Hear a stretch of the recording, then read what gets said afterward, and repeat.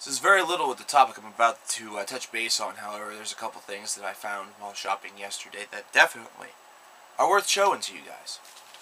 If you guys remember Awaken the Dreamers from All Shall Perish, this was something that I reviewed a couple of years ago whenever it first came out, and actually recommended Jumbo Junkie Music to do the track review of Black Gold Rain, which I think is still up on his channel somewhere. But I was lucky enough to find that on vinyl yesterday at a local Gabe's in Morgantown, West Virginia, for $1. So now that's something that I own in my collection. It's a limited edition colored vinyl, and the colors are black and red. Very, very cool little pickup. Also, while down there, I also checked out a Books A Million or Barnes & Noble. I think it was a Barnes & Noble, and I want to give a big shout out to my friend Addison Hostetler for hooking me up with a great Christmas gift while we were down there. And that's Choosing Death, the unadulterated history of death metal and grindcore. And this is going to be a really fun read once I get done with the Mustaine biography. So, starting off the year with some awesome books to read, along with some great music. Today we're going to be talking about avant-garde. I'm coverkillernation, in case you guys don't know me. And avant-garde is a genre of music I haven't talked about in a while, and this is one that I'm going to be talking about today because of Kayo's new album. Kayo's new album is entitled Gamma Knife, and a little bit of history behind this band is that originally this band was Modelin' in the Well. Modelin' in the Well from 1996 to about 2003 were a band that were very active in the avant-garde community with classic albums such as My Fruit Psycho Bells, Leaving Your Body Map, and Bath. And then they most recently had an album in which they released entitled Part the Second, which was available only online. Now, Kayo has been considered by Toby Driver, who is the mastermind behind both bands, to be kind of the logical progression of where Modelin' in the Well was kind of going, which is kind of true, but in my opinion, I think kind of also a falsity. I think a lot of people really are focusing too much on that idea instead of just really recognizing Kayo for its own individuality, and I think as time has progressed, Kayo has become more of an individual band than a continuation to Modelin' in the Well, because they have their own little unique ideas that have been, kind of comforted upon them by multiple musicians coming and going and being on these records. A lot of people will remember Choirs of the Eye, their great debut, and since then they may not remember many of the others, such as Dousing Anomaly with Paper Tongue or Coyote, but Gamma Knife is a little bit different compared to all of the others. It's still going to maintain the whole 5-tracker. Not very many tracks on the album, consistency that's been going on throughout this band's chronology. However, this is one where it's 5 tracks and roughly only about 30 minutes in length. So you're going to have songs here that none of them are going to reach the 7-minute mark, and very few of them even breach the 6-minute mark. It's about a 6-minute average, but not very many of them are going to go any further.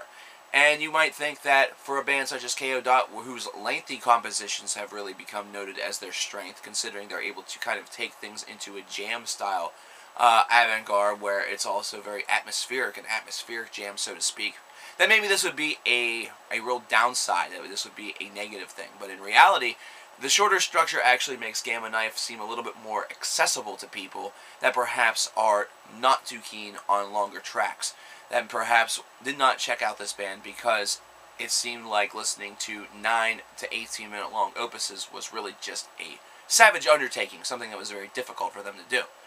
Now, as far as the core version of the sound that you've heard with Kayo throughout the years is concerned, there isn't very much difference. The only difference is the fact that it's a little bit more, streamlined. It's kind of micromanaged a little bit compared to some of their other releases where they have these lengthy endeavors.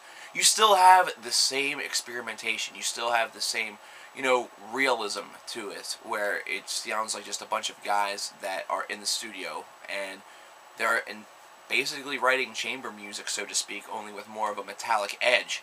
And the metallic edge, more often than not, shines forth.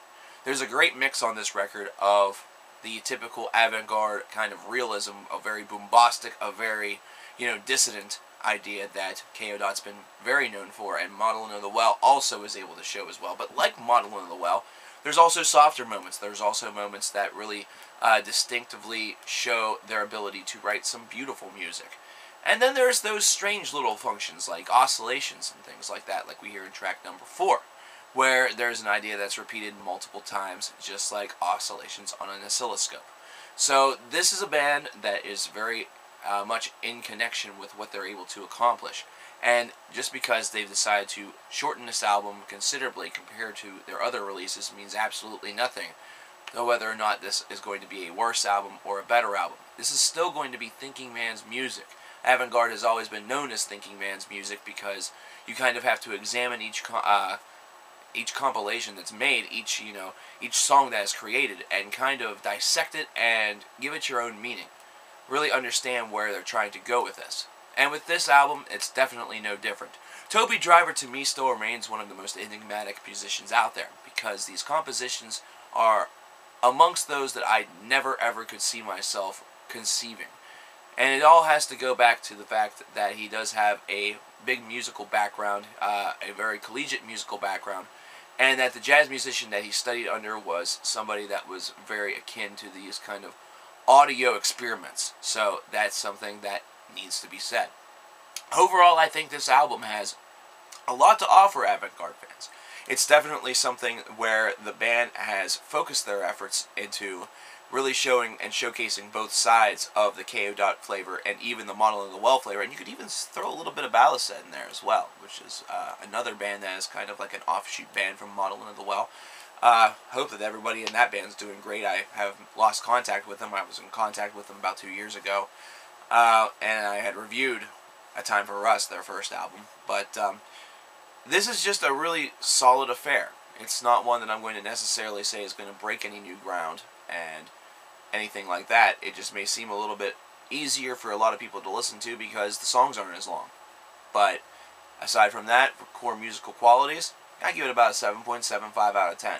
Very, very good piece of music. Definitely something to listen to late at night whenever you're going through a lot of mental thoughts, because this is one that kind of takes you through that process very well, where it takes you through a very calming process or a very standard process, and then really goes to that dissonant and really chaotic process that your mind sometimes is able to give to you, because let's just face it, not everything is going to be peas and carrots in your brain. Sometimes you just have chaos in there. So overall, great album. Got to give it a nice 7.75 out of 10, as I said, and it's one that is available over on Bandcamp. It's something that you can find readily available now as of the 4th of January. So definitely go out and check it out and support Toby Driver and the boys. These are guys that have been kind of mired in the bottom footing of metal because avant-garde is not easily understood or recognized by a lot of traditional metal fans, but it's still something that's certainly worth checking out, especially if you like chamber music and especially if you like classical compositions that just happen to be, fall under the vein of the less accessible. Thank you very much, guys, and I'll talk to you guys with the next review.